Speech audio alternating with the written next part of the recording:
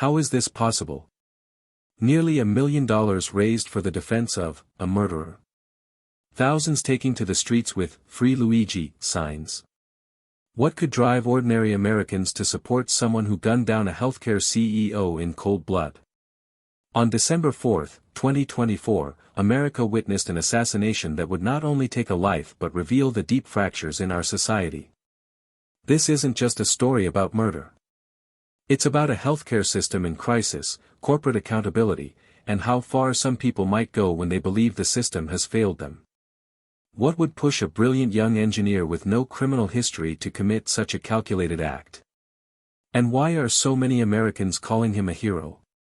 Before his name became synonymous with one of America's most controversial murder cases, Luigi Mangione seemed destined for success.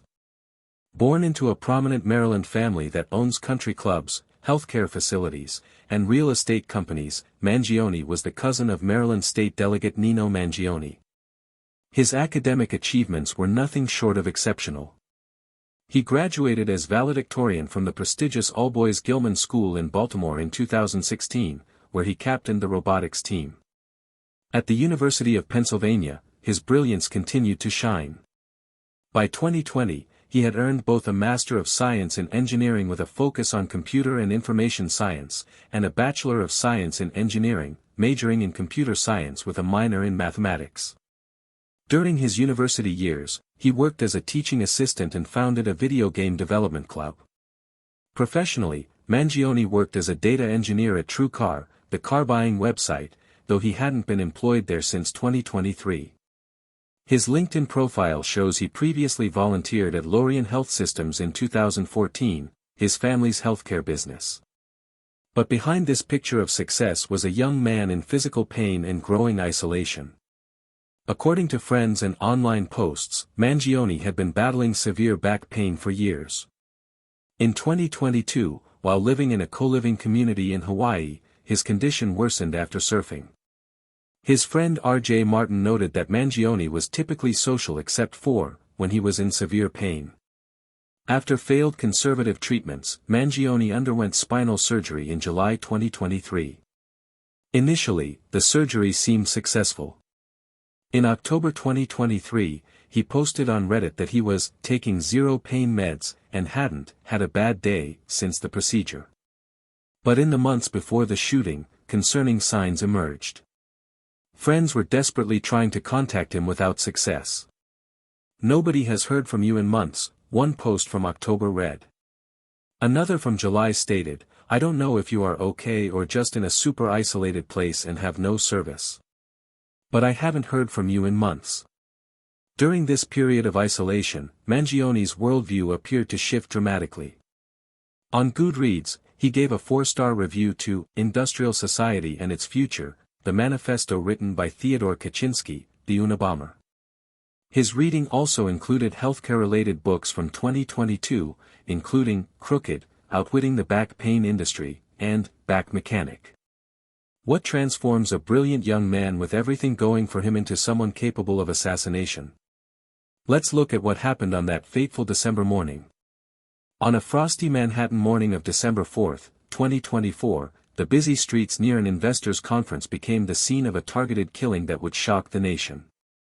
Brian Thompson, the 50-year-old CEO of UnitedHealthcare, was walking on a Manhattan sidewalk when a young man approached him and fired 3 shots at point-blank range. Thompson, a husband and father of 2 who had worked at UnitedHealthcare since 2004 and risen to CEO in 2021, died almost instantly. But this wasn't a random act of violence or a robbery gone wrong. This was a meticulously planned assassination with a message. The shooter left behind crucial evidence, 3 9mm shell casings with chilling words written on them: delay, deny, and depose. These words appeared to reference tactics allegedly used by insurance companies to avoid paying for care, as described in a 2010 book critiquing the insurance industry. What level of planning went into this act? What was going through the mind of the assassin as he approached his target? And how would authorities track down someone who had executed such a calculated crime? The assassination triggered an immediate and massive manhunt throughout New York City. According to the NYPD, the suspect fled into Central Park on a bicycle and then took a cab to the George Washington Bridge bus station in Upper Manhattan. Initially, authorities believed he might have left the city by bus, but later evidence suggested he took the A subway line down to Penn Station, potentially traveling by train to Pennsylvania. As investigators combed through surveillance footage and witness statements, they discovered a water bottle and protein bar discarded near the crime scene, items that would later provide critical evidence. The NYPD received over 400 tips through its Crime Stoppers hotline, with approximately 30 proving helpful. The New York City Police Foundation offered a reward of up to $10,000 for information leading to an arrest, while the FBI separately offered up to $50,000. The breakthrough in the case came from an unexpected source, the San Francisco police. A sergeant alerted the FBI about a potential person of interest, Luigi Mangione, a 26-year-old former data engineer whose mother had filed a missing person report on November 18, weeks before the shooting. When contacted by the FBI task force on December 7, Mangione's mother reportedly told investigators that the shooting might be something that she could see him doing. This stunning admission would prove crucial in the investigation. The nationwide search culminated on December 9, 2024, in a scene that could have been scripted for a film. Luigi Mangione was spotted and arrested at a McDonald's in Altoona, Pennsylvania. He was sitting at a table wearing a blue medical mask and using a laptop when Altoona police officers approached him. An alert customer had notified an employee about his suspicious behavior, prompting the call to authorities. When officers asked him to pull down his mask, they recognized him from photos released to the media. Mangione initially provided a fraudulent New Jersey ID, the same one he had allegedly used to check into a Manhattan hostel before the shooting. When questioned if he had recently been to New York, witnesses reported he became quiet and started to shake. He eventually revealed his true identity after being told he would face charges for lying. The evidence found with Mangione was damning. Officers discovered what appeared to be a 3D printed ghost gun loaded with a Glock magazine containing 6 9mm full metal jacket rounds and fitted with a 3D printed silencer, consistent with the weapon used in Thompson's shooting. They recovered clothing and a mask matching descriptions of what the shooter had worn. Perhaps most revealing was a 3-page handwritten document described as a claim of responsibility. In it, Mangione attempted to justify his actions, writing that the U.S. had the most expensive healthcare system in the world, but lamented that the country ranks number 42 in life expectancy. He referred to corporations as mafiosa that have gotten too powerful, and claimed they abused the United States for immense profit. Investigators also discovered a notebook where Mangione allegedly wrote that he had considered using a bomb but decided on a shooting because it would be more targeted and would not endanger innocent lives, chilling evidence of premeditation. But what happened next would be even more extraordinary than the crime itself. In most murder cases, public sentiment overwhelmingly supports the victim and condemns the perpetrator. But the Mangione case has proven anything but typical. By April 25, 2025, Mangione's legal defense fund had raised over $950,000 from approximately 27,000 donors. Supporters gathered at protests outside the courthouse carrying "Free Luigi" signs or wearing green in reference to Nintendo's Luigi character. In an unprecedented show of support for an accused murderer, Mangione received hundreds of letters from across the United States as well as from Brazil, Japan, and Australia. One protester named Tilly criticized the aggressive prosecution, saying, "They're putting all of this effort and the death penalty behind one person who allegedly killed one CEO who is responsible and profiting off of the death of thousands upon thousands of sick people and bringing people into financial ruin as well as death. They do not put this same effort behind, say, school shooters or people who shoot up concerts." Even within the medical community, the case prompted discussion. Dr. Shane Soldier, an emergency and internal medicine doctor, attended a protest in blue scrubs representing physicians for a national health program, a group supporting universal, single-payer healthcare. While emphasizing that he did not support Mangione's alleged actions, he said, "We are certainly not pro-murder, but we do recognize that Luigi is standing as a surrogate for rebellion against the current healthcare system as it exists right now." At another protest, a woman named Katie wore a black shirt with Mangione's photo and the text, "But Daddy I love him," referencing a Taylor Swift song. When asked if she actually loved Mangione, she replied, "I don't know if you can love someone you've never met. I love whoever made that action to stand for health care. They really took a stand. I'm actually surprised something like this hasn't happened before." The case has forced UnitedHealthcare to publicly defend its practices. In a statement following Thompson's murder, the company asserted that it approves and pays about 90% of medical claims upon submission, and claimed that highly inaccurate and grossly misleading information has been circulated about our company's treatment of insurance claims.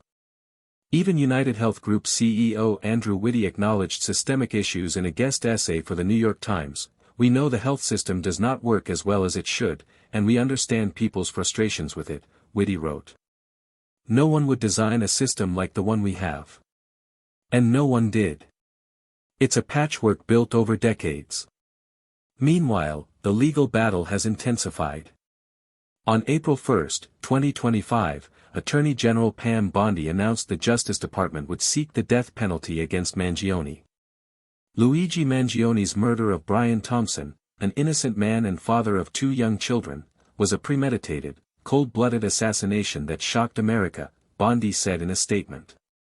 "After careful consideration, I have directed federal prosecutors to seek the death penalty in this case as we carry out President Trump's agenda to stop violent crime and make America safe again." The decision to pursue the death penalty attracted criticism. Karen Friedman Agnifilo, Mangione's attorney and former high-ranking deputy in the Manhattan District Attorney's Office, called the decision political and said it goes against the recommendation of the local federal prosecutors, the law, and historical precedent.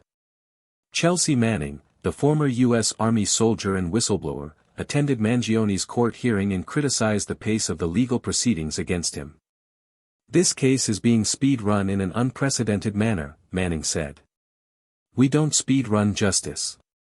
The case of Luigi Mangione versus the United States has become more than a murder trial.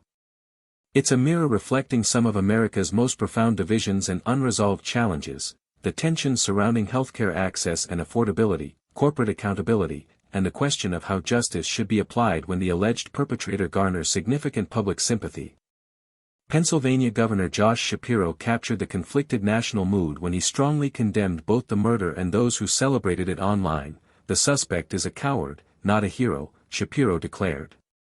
The family of Luigi Mangione issued a statement saying, "Unfortunately, we cannot comment on news reports regarding Luigi Mangione. We only know what we have read in the media. Our family is shocked and devastated by Luigi's arrest. We offer our prayers to the family of Brian Thompson and we ask people to pray for all involved." R.J. Martin, Mangione's friend from Hawaii, became emotional in an interview. "I just feel heartbroken, somebody that I loved and cared about, could have done something so hideous." As Mangione awaits trial in federal custody, denied bail due to flight risk concerns, his case promises to be one of the most closely watched legal proceedings in recent American history. The legal battle ahead is complex, with Mangione facing charges in 3 different jurisdictions: Pennsylvania, New York State Court, and federal court. The most serious are the federal charges, which could result in the death penalty if he is convicted. What does it say about our country when an act of violent murder generates sympathy from thousands?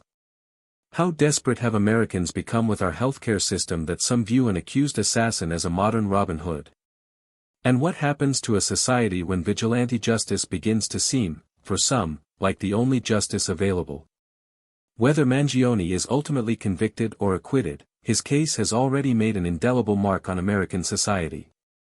It has forced uncomfortable conversations about healthcare reform, corporate responsibility, and the lengths to which some individuals might go when they believe the system has failed them.